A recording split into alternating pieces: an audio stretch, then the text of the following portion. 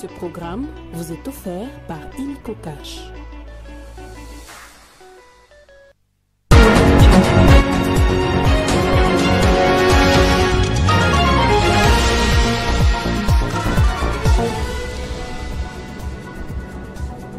Au sommaire de ce journal, l'agression rwandaise, un sommet tripartite Angola-Rwanda-RDC se tiendra à Luanda le 15 décembre sous l'égide du président angolais, médiateur désigné par l'Union africaine. L'objectif est d'accélérer les efforts de stabilisation dans la partie est de la RDC. Lutte contre la polio, le ministre de la Santé a lancé ce lundi les journées nationales de vaccination. La RDC continue de faire des progrès dans la lutte contre la maladie. De 500 cas en 2022, le pays n'a enregistré que 24 cas de poliomyélite en 2024. Nous parlerons également d'Elton John, la star de la pop britannique de 77 ans est devenue aveugle après une grave infection oculaire.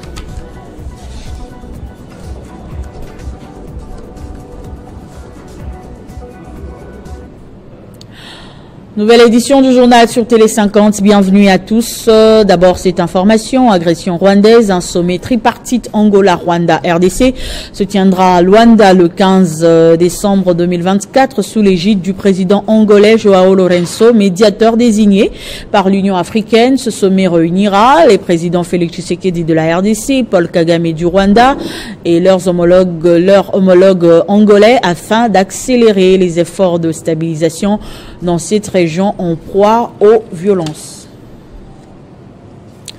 Dans l'actualité également, le chef de l'État Félix Tshisekedi a pris part ce lundi à Isiro dans le Haut-Ouélé avec la première dame à la célébration eucharistique marquant le 60e anniversaire du martyre de la bienheureuse Anouarité clôturant l'année jubilaire décrétée à ce sujet devant près d'1 million de personnes réunies à l'aérodrome de la ville. Le chef de l'État a appelé l'Église à plus d'impartialité.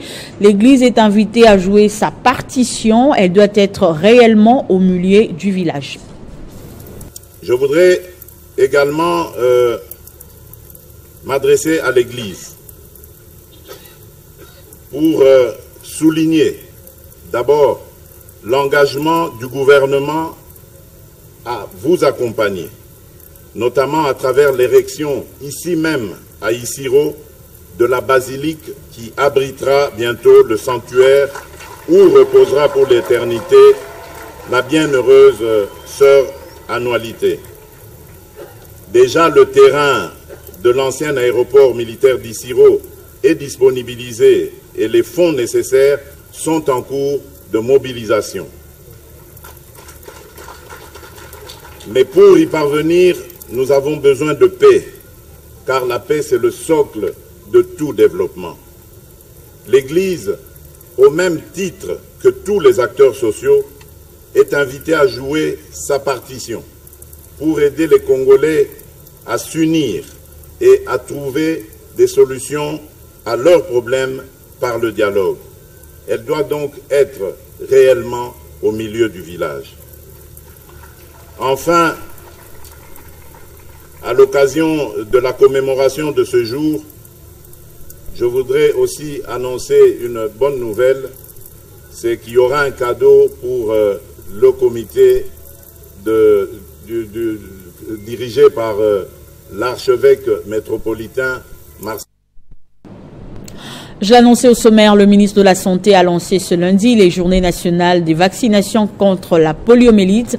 La RDC continue de faire des progrès dans la lutte contre la maladie. De 500 cas en 2022, le pays n'a enregistré que 24 cas de poliomyélite en 2024. Le ministre de la Santé a encouragé tous les parents à participer activement à cette initiative et à veiller à ce que leurs enfants soient vaccinés lors de ces journées.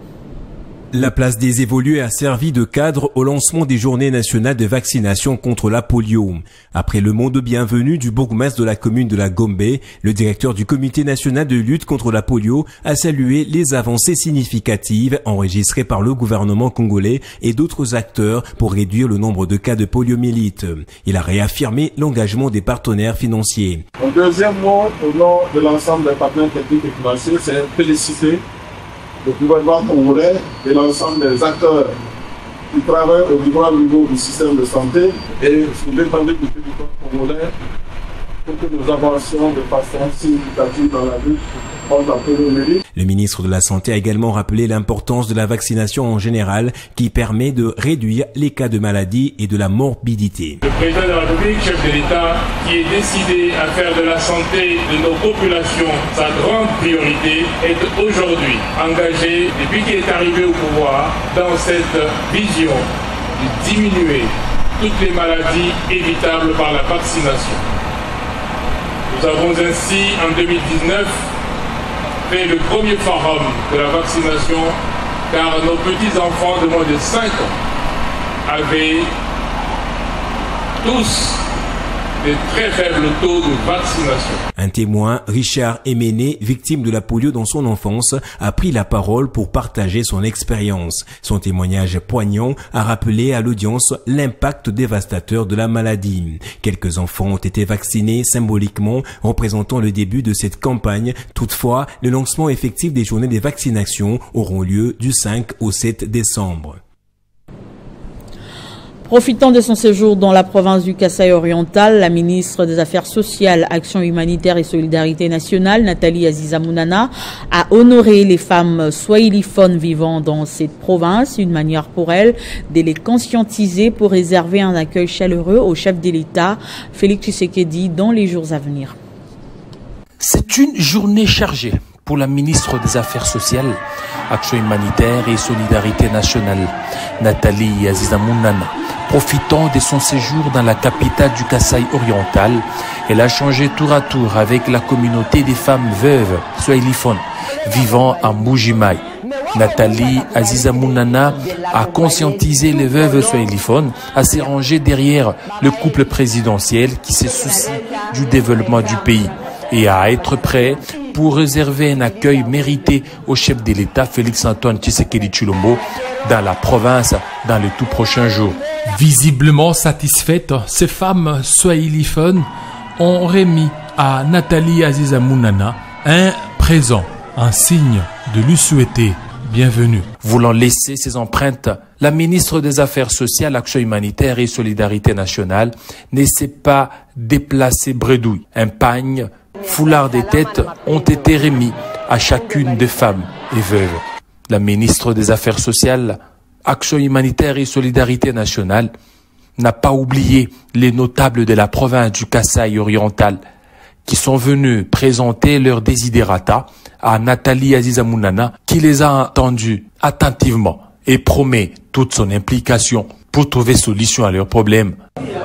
Le club des notables du Kasaï oriental est venu d'abord saluer son Excellence Madame le ministre. C'est la deuxième fois qu'elle fait le Kasaï sur les dossiers de sinistres de l'aéroport de Bipem. Nous avons estimé qu'il est de notre devoir de venir la saluer et la remercier au nom du chef de l'État pour toute l'action qu'il est en train de mener chez nous ici au Kasaï oriental.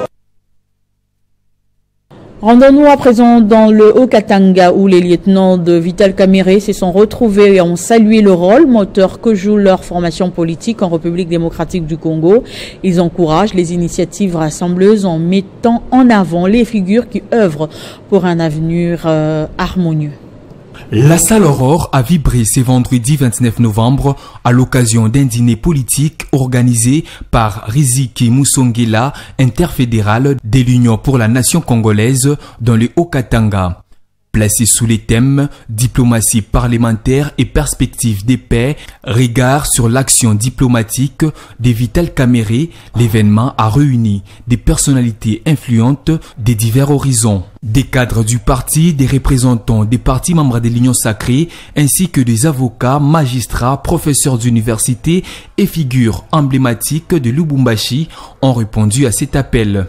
Dans son mot d'ouverture, Riziki Musongela a exprimé sa gratitude envers tous les participants tout en saluant la vision politique et l'apport de Vital Kamerhe. L'initiative soutenue par le secrétaire général Billy Kambale visait à explorer les contributions diplomatiques du président national de l'UNC dans la quête des paix en République démocratique du Congo. Les discours principaux de la soirée prononcés par les chefs des travaux Fidèle Etoyi Essela, porte-parole de l'UNC dans le Haut-Katanga, a captivé l'audience, évoquant les grandes étapes de négociations diplomatiques auxquelles Vital Kamerhe a participé, notamment les accords de Lusaka en 1999, Pretoria en 2002 et Sun City en 2003. Il a démontré comment Vital Kamerhe a placé les parlements congolais sous l'orbite d'une diplomatie parlementaire agissante. Le dîner a offert un cadre propice à des discussions enrichissantes. Les participants ont échangé des idées sur les enjeux actuels de la diplomatie parlementaire et sur les perspectives de consolidation de la paix en RDC. Le vice-gouverneur du Lualaba a participé samedi à la cérémonie de l'installation du comité provincial de l'église du Christ au Congo. Lors de cette cérémonie, le prédicateur du jour a développé le thème « Soutenir et non combattre ». Plus de détails dans cet élément. C'est en présence du vice-gouverneur du Lualaba, Clément Moufondi, représentant de la gouverneure Fifi Masuka Saini, que la cérémonie d'installation du comité provincial de l'église du Christ au Congo, synode Lualaba, a vécu samedi 30 novembre à Kolwezi à l'église méthodiste unie paroisse Bishop Ketembo.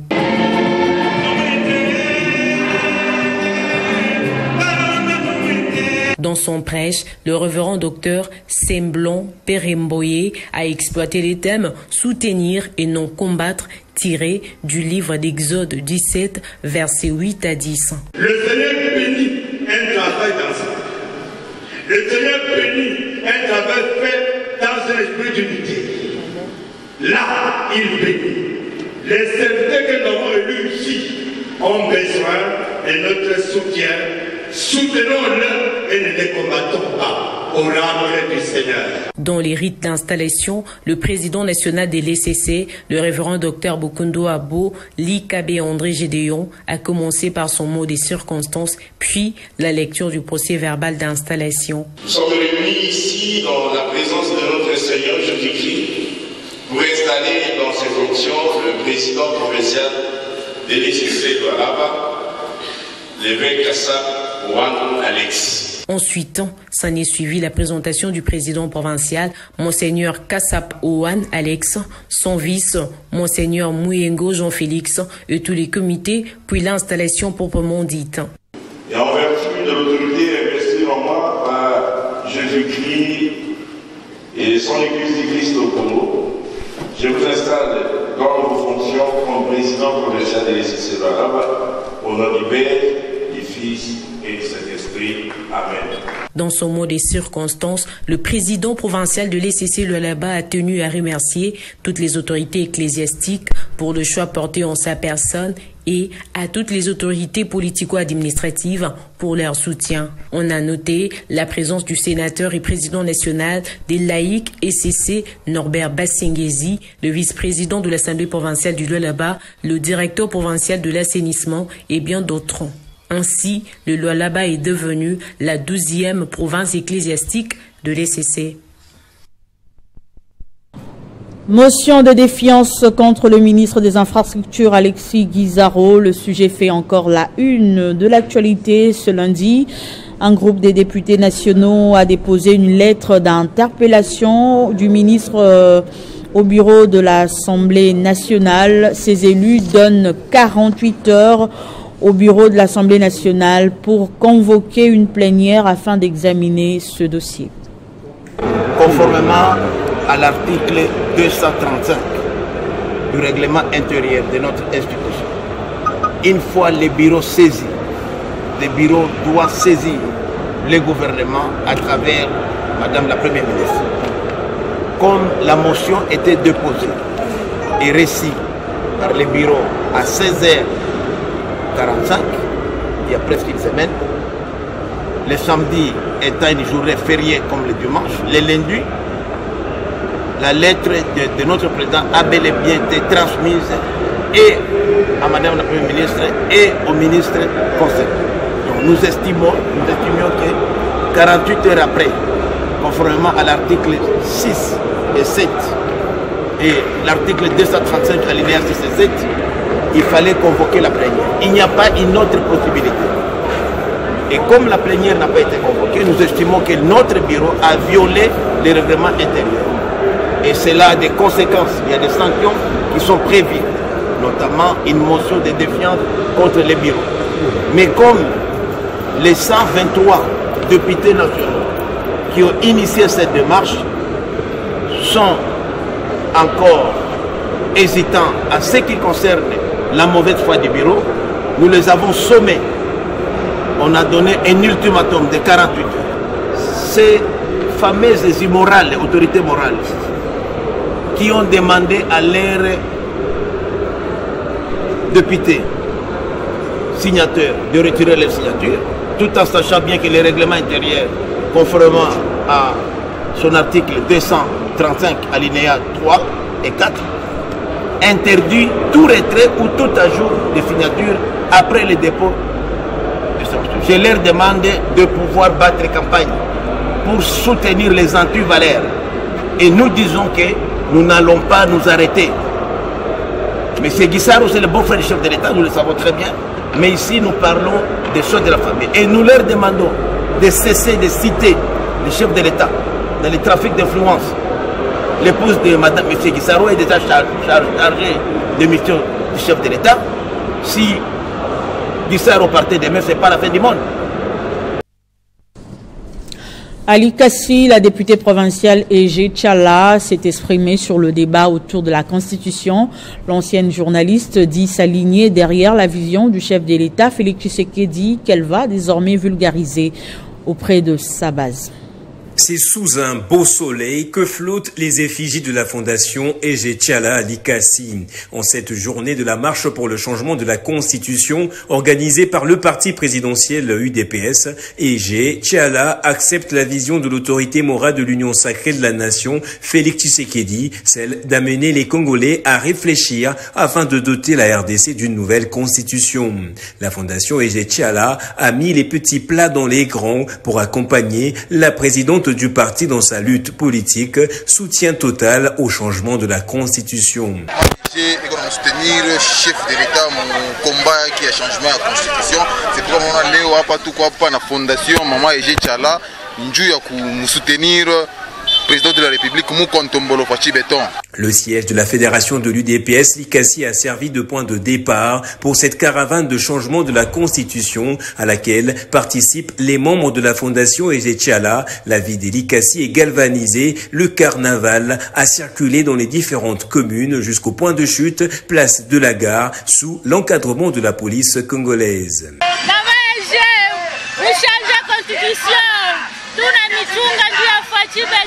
Motif de satisfaction pour le coordonnateur de la fondation Ege Tchala. Étant en même temps membre des combattantes de l'IDPS, et aujourd'hui sa fondation a jugé bon de l'accompagner à cette marche qui a eu lieu aujourd'hui le 30 novembre 2024 pour soutenir le président de la République au changement de la Constitution. Ege Tchala reste déterminé à mouiller les maillots pour un soutien total à la vision du chef de l'État pour le changement de la Constitution.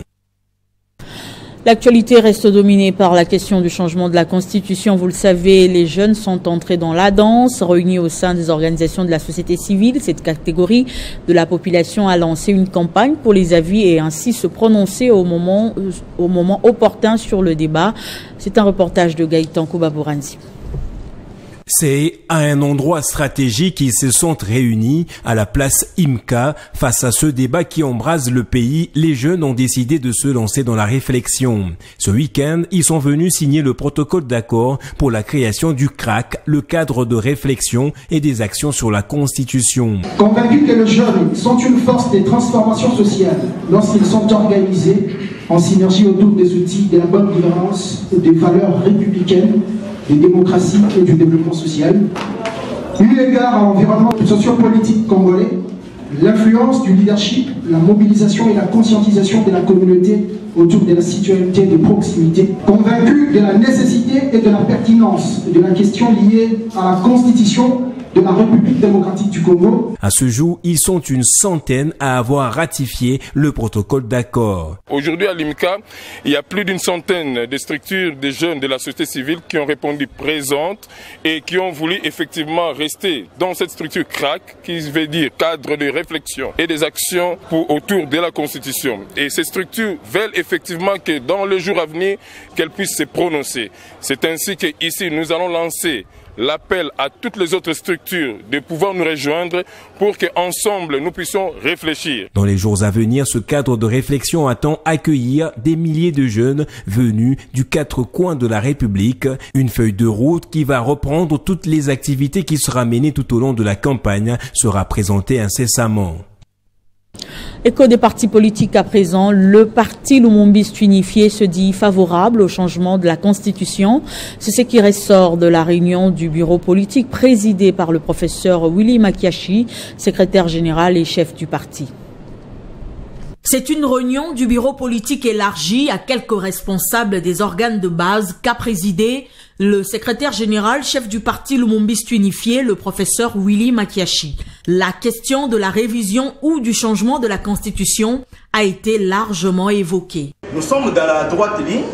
Le chef de l'État venait de rejoindre la position du PALU qui date de décennies depuis la loi fondamentale, je venais de vous le dire. Et donc, le PALU se réjouit de l'initiative du président de la République parce que la Constitution lui reconnaît cette compétence, cette capacité de le faire. Alors, il l'a déjà dit. S'agira-t-il de la révision constitutionnelle ou du changement constitutionnel? Mais c'est en même temps que c'est un jeu de mots, en même temps que ça se complète. Le PALU lance un appel pressant à l'ensemble de ses militantes et militants disséminés à travers le monde à suivre sans retenue aucune le mot d'ordre du bureau politique du parti. Oui, à revoir la Constitution. Dans quel format révision ou changement, nous y arriverons lorsque les Congolais en décident. Signalons par ailleurs que le secrétaire général, chef du parti Lumumbiste unifié, le professeur Willy Makiashi, est membre de l'Association congolaise des droits constitutionnels. Cette structure se dit disposée à offrir son expertise pour le grand débat qui s'annonce sur le changement ou la révision de la Constitution. Et puis la Fédération du Front pour un Congo nouveau Sud Kivu a célébré son 2e anniversaire samedi à Bukavu sous le signe de l'adhésion de ce parti politique au projet de la révision de la Constitution. Les détails dans cet élément.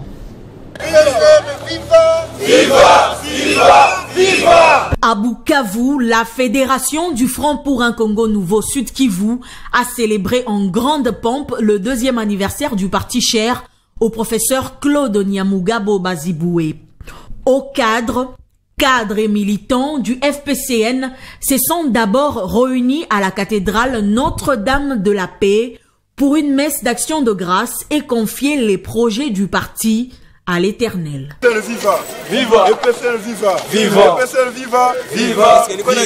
Après la messe, le président fédéral du FPCN Sud Kivu, Blaise Maseka, a animé une grande matinée politique au cours de laquelle il a dressé un bilan satisfaisant du FPCN. Malgré les nombreux défis, en 2 ans seulement, ce parti, qui enregistre des adhésions massives, s'est implanté dans 16 provinces. Actualité oblige, le président fédéral du FPCN a rappelé que ce parti adhère au projet de changement de la Constitution. Nous avons dégagé une série de matières sur lesquelles devra porter ce changement de la Constitution, Et ce sont des matières que le peuple congolais a toujours estimé que c'était des points noirs dans notre constitution. Et à l'unanimité, tous les camarades de Sud Kivu se sont appropriés la position de la haute hiérarchie du parti et que donc ils se sont d'ailleurs décidés d'accompagner la demande du président national, le camarade professeur Claude Mugabo, celle de réunir 100 000 signatures telles qu'exigées par la Constitution pour exiger un référendum. La matinée politique s'est clôturée dans une ambiance festive. Prétendue distribution des tenues militaires à l'UDPS, le secrétaire général de ce parti au pouvoir a réagi ce lundi dans un communiqué de presse parvenu à Télé 50. À l'en croire, l'Union pour la démocratie et le progrès social n'a aucune raison de mettre en place une milice. Augustin Kabouya souligne qu'il s'agit des ennemis de l'UDPS qui veulent complètement salir l'image du parti. Cette formation politique dénonce ce qu'elle qualifie de cabale montée contre le secrétaire général qui s'investit, selon le communiqué, à fond dans le combat pour le changement de la Constitution.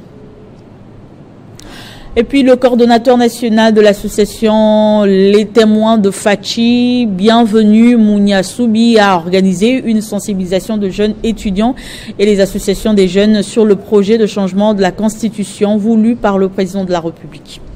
Les étudiants issus des différents établissements supérieurs et de jeunes membres d'associations ont répondu présents à la réunion sur la campagne de sensibilisation sur les changements ou la révision de la Constitution voulue par le président de la République, Félix Tshisekedi. Cette rencontre a été initiée par Bienvenue Mounia Soubi, coordonnateur de l'ASBL Les Témoins de Fachi, qui s'est donné la peine à expliquer un à un les articles qui posent problème dans l'actuelle constitution avant de conclure sur la nécessité de la changer avant de permettre au pays d'avoir une constitution adaptée à sa situation sociopolitique. Je pensais que je pouvais m'attarder à les démontrer toutes les raisons possibles du changement de la constitution. Les étudiants congolais présents dans la salle aujourd'hui ont crié haut et fort, sans froid aux yeux, qu'ils veulent le changement de la Constitution. Les participants ont exprimé leur soutien par des discours et des échanges qui ont mis en avant l'importance de la jeunesse dans la construction du futur politique et social de la RDC. Cette constitution ne garantit pas justement la liberté, ça ne garantit pas les intérêts liés à la jeunesse. Cette mobilisation s'inscrit dans une dynamique plus large des sensibilisations de la population congolaise sur les enjeux liés à la révision constitutionnelle. Cet événement a non seulement été un moment de solidarité et de mobilisation, mais aussi a permis de mettre en lumière les aspirations d'une génération prête à œuvrer pour un avenir plus juste et prospère pour la RDC. Après le bain de foule qu'elle a reçu à son arrivée à Masimanimba pour poursuivre la campagne électorale que ses équipes de mobilisation avaient déjà entamée depuis le 14 novembre dernier, la présidente nationale du Mouvement pour le développement et la reconstruction du Congo ne dort pas sur ses lauriers. Elle est allée ce dimanche 1er décembre à la rencontre de sa base organisée en cellules dans divers coins de ce territoire de la province du Kwilu. Le territoire de Masimanimba dans la province du Kwilu a connu une grande effervescence, une marée humaine qui déferle pour confirmer la vitalité de l'espace démocratique et l'attachement à Antoinette Kipulu Kabenga, candidate numéro 91 aux législatives et numéro 148 à la provinciale et qui porte la vision du chef de l'État Félix Tshisekedi à travers ses actions au profit de la communauté. Masimanimba cité était nord du monde. Pour atteindre le lieu du meeting, ce qu'on appelle Monto a été contraint de faire 5 km de marche après avoir communié avec sa base. De pagnes, t-shirts, casques ont été offerts en signe de reconnaissance.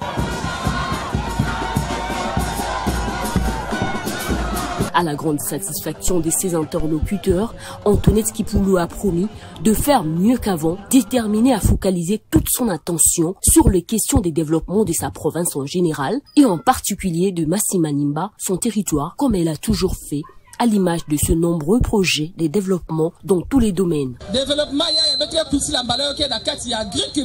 Le développement du Kouilou est dans l'agriculture. Le chef de l'État a focalisé son programme cette année sur l'agriculture. Nous avons déjà 717 hectares de maïs, et cela au profit non seulement de Masimanimba, mais aussi de toute la République. Ce meeting était également l'occasion pour Antoinette Kipoulou de réaffirmer son attachement et son appartenance à l'Union sacrée de la nation, de même qu'elle n'a pas manqué d'exprimer sa loyauté au président Félix Tshisekedi et appelé à une adhésion massive au projet du changement de la Constitution. Projet de révision constitutionnelle, on en parle encore. L'acteur politique et ministre honoraire Willy Bakonga s'est dit également favorable. Les impressions sont simples. Vous savez, je suis membre effectif de l'Union sacrée de la nation, qui soutient la vision clairement définie par le président de la République, chef de l'État. Et aujourd'hui, je suis venu rencontrer notre secrétaire permanent pour avoir une idée exacte de tout ce que nous devons faire maintenant, puisqu'il est temps pour que nous puissions totalement nous engager résolument dans les changements de la Constitution, de quelques articles de la Constitution. Nous devons nous prononcer. Ce n'est pas un débat de la rue, non. C'est un débat important. Il faut que les Congolais s'unissent aujourd'hui comme un seul homme pour dire non à tous les vendeurs d'illusions qui veulent faire croire à la population que Fachi Béton veut s'éterniser au pouvoir. Non, il n'en est pas question. Il est question aujourd'hui de revoir quelques articles pour les adapter à notre situation, à nos réalités. Le Congo a ses réalités. Après beaucoup de temps de la politique, nous devons quand même faire une évaluation et dire non à cet article 1, 2, 3, 4, 5 et essayer de voir un peu dans une commission. Le président de la République d'abord a raison, il a dit il va constituer une commission qui va travailler, qui va, n'est-ce pas, voir comment nous pouvons améliorer, n'est-ce pas, ces articles-là. Donc pour moi, je suis partant, je suis d'accord pour cette amélioration, ces changements de quelques articles de la Constitution. Et puis les autorités traditionnelles et représentants des communautés locales du Kivu réunis au sein de la notabilité communauté Grand Kivu ont présenté leurs recommandations sur le processus de paix en cours, notamment le processus de Luanda et la redynamisation de l'accord cadre d'Addis Abeba. Nous appelons à la fusion du processus de Luanda et de l'accord cadre d'Addis Abeba en un cadre unique et consolidé. Une coordination renforcée pour éviter les engagements multiples et garantir leur efficacité. Nos recommandations clés. La consolidation des cadres de paix pour garantir une approche cohérente et inclusive. La participation locale effective pour assurer une appropriation durable des accords. La clarification des responsabilités des États impliqués. Le démantèlement des FDLR en basant cette opération sur une approche réaliste basée sur les faits locaux. Le désengagement de RDF M23 AFC et les sanctions contre ce soutien internes et externes. Conclusion. La paix en RDC repose sur l'inclusion, la justice et l'engagement soutenu des communautés locales. Nous, autorités traditionnelles et communautés du Kivu, de la partie est de la RDC, réaffirmons notre volonté de contribuer indubitablement à une paix durable et réitérons notre appel à un soutien régional internationale pour bâtir une stabilité pérenne en attaquant les conflits et l'instabilité dans leurs causes profondes. Il s'est clôturé samedi à Lubumbashi la toute première édition du forum étudiants entrepreneurs organisé par Benatar Mathilde. Ces assises qui avaient pour but de montrer aux jeunes la voie de lutter contre le chômage avaient pour thème reconversion professionnelle face au chômage grandissant dans la province du Haut-Katanga. Des thématiques enrichissantes ont été développées entre autres par les consuls de Belgique, d'Angola à Lubumbashi et les DG de la Rabobank qui ont tour à tour évoqué les opportunités d'entreprendre et donné quelques facteurs qui pèsent dans la reconversion professionnelle. Pour sa part, le ministre provincial des Finances, John Mouloba, a exploité les sous-thèmes face au chômage grandissant dans la province, les mesures de lutte mises en place par l'exécutif pour promouvoir l'entrepreneuriat. Bien avant le mot de clôture, l'initiatrice de cette première édition du forum, jeune entrepreneur Benatar Chiloufia, Mathilde, a remercié les partenaires officiels de cette édition, notamment la Direction Générale de l'ONEM, la Rabobank, la Brassimba et autres qui ont soutenu activement ces assises. Il y a nous qui sommes là, nous on n'est que le pont. Il y a l'ONEM, vous avez vu qu'il y a des structures faites des machines qui sont là, qui sont débordées, ils ont dit. Mais nous n'allons pas arrêter, nous allons commencer parce qu'il faut toujours un premier pas. La chef des travaux au département des sciences politiques et administration à l'université de Lubumbashi s'est dit très satisfaite de cette initiative dans le but de réduire sensiblement les taux de chômage pour un développement durable dans cette partie du pays. Changement des mentalités de nos politiques et j'ai compris qu'aujourd'hui la classe politique c'est une nouvelle classe politique qui a le sens de redevabilité. C'est sous les thèmes reconversion professionnelle face au chômage grandissant dans la province du Haut-Katanga qui s'est tenu ces forums à Lubumbashi. De la culture avant de finir, après une représentation de la comédie musicale Le Diable s'habille en Prada à Londres. Elton John explique avoir contracté une infection en juillet dernier alors qu'il a rendu aveugle de l'œil droit, alors qu'il est déjà malvoyant de l'œil gauche. À 77 ans, la star de la pop britannique espère retrouver la vue.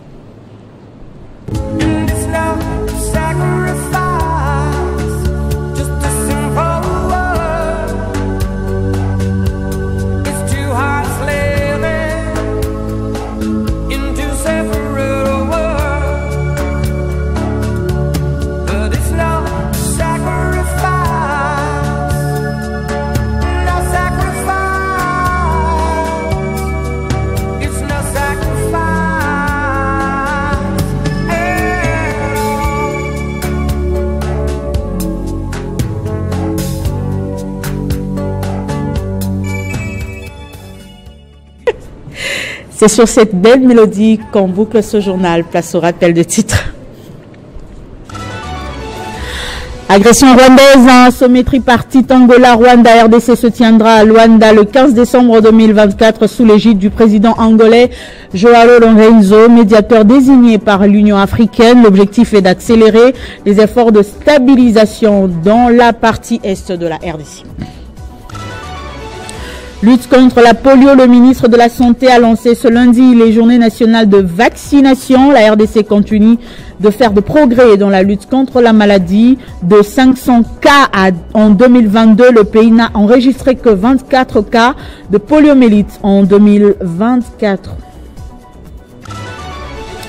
Nous avons également parlé d'Elton John dans ce journal. La star de la pop britannique de 77 ans est devenue aveugle après une grave infection oculaire. Merci de votre attention soutenue. Surtout restez fidèles au programme de Télé 50. Retrouvez toute l'actualité en continu sur www.tele50.cd. Ce programme vous a été offert par Illico Cash.